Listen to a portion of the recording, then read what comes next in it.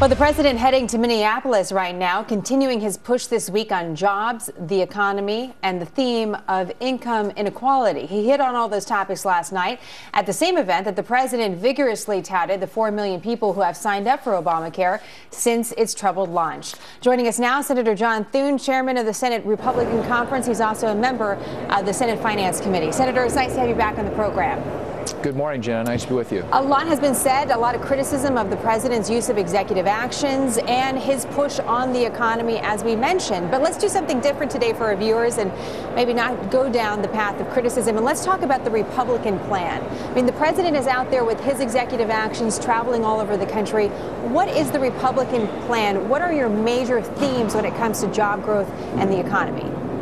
Well, for one thing, we would do right away, Jenna, and I think it's ironic the president's traveling in Minnesota today because his medical device tax in Obamacare is costing thousands of jobs in a state where they employ literally 30,000 people in the medical device manufacturing business.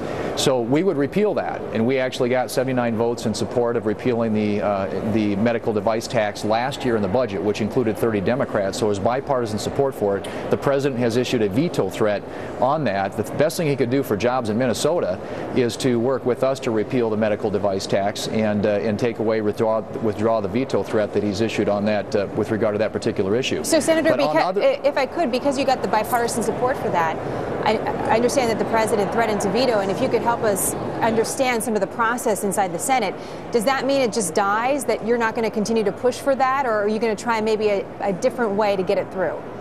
We're going to try and get an amendment offered to any legislation that moves through that would present a list of vehicle, Jenna, that would give us an opportunity to get an amendment that would repeal it. What happened last year, it was attached to the budget. The budget, of course, doesn't have the force of law. It didn't get enacted in the first place, but we got 30 Democrats to vote for the amendment. So we think there's broad bipartisan support for it, both here and in the House. And if we could get that legislation moving, get it passed here in the Congress, that the president would sign that into law. But he is issued in 2012, he issued a veto threat over that legislation. But it's costing thousands of jobs in the economy. That's one thing you could do immediately that would help create jobs, take away the job-killing policies that the president's put in place. I'm glad that you brought up the new health care law. That's something else, of course, we're talking a lot about today. Have you made any progress? I know as your role as chairman of the Senate Republican Conference, this is part of your job to try to get everybody together behind a cohesive message. Have you made any progress on a united Republican front about a solution to Obamacare or a way to address it as we move forward through this time period, this year, this very crucial year? There are a series of things that almost, I wouldn't say all Republicans, but most Republicans support. There are individual pieces of legislation. We had three senators, Senators Hatch, Burr, and Coburn, introduce a bill, an alternative to Obamacare. But the one thing I think we all agree on is that this is really harmful and hurting the economy, Jenna, and that we ought to give the American people a break from it. So in other words, if you want to be in Obamacare, great. But if you don't want to be in Obamacare, you ought to be able to continue to buy insurance in the private marketplace, a policy that you like, that an insurance provider would offer you.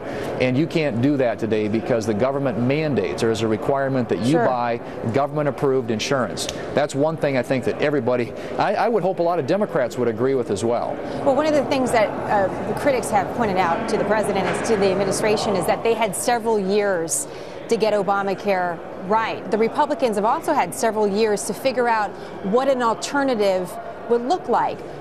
Why is it taking so long? Well, we haven't had, of course, Democrats controlled, and starting in 2006, controlled both houses of Congress. We won the House back in 2010.